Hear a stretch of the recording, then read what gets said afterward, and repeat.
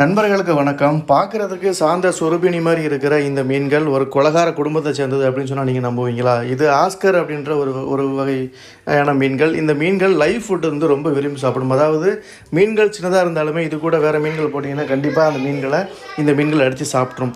நான் வழக்கமாக நம்ம அண்ணன் கடைக்கு போய்ட்டு மீன் வாங்குறது வழக்கம். இன்றைக்கும் போயிருந்தேன். அவர் இந்த மீன்களை பேக்கெட் பண்ணி சேல்ஸ் போட்டிருந்தார். அவர்கிட்ட விசாரித்தப்போ அவர் தான் சொன்னார், இந்த மீன்கள் வளரணும் அப்படின்னா லைஃப் ஃபுட் இதுக்கு வந்து நீங்கள் ரொம்ப கொடுக்கணும் அப்படின்னு சொன்னார்.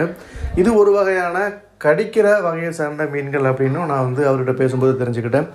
இப்போ நீங்கள் பார்த்தீங்க இல்லையா, இந்த மீன்கள் பெருசாக வந்ததுன்னா இப்படி தான் இருக்கும். தொட்டியில் பார்க்குறதுக்கு அருமையாக இருக்கும். நைட் டைமில் நீங்கள் பார்க்கும்போது அதோட உடம்புல ரேடியம் மாதிரி மினுங்கிக்கிட்டு சூப்பராக இருக்கும். பட் ஆனால் இந்த மீன்களை நீங்கள் வளர்க்கும்போது வேறு எந்த மீனையும் உங்கள் தொட்டியில் நீங்கள் விட முடியாது.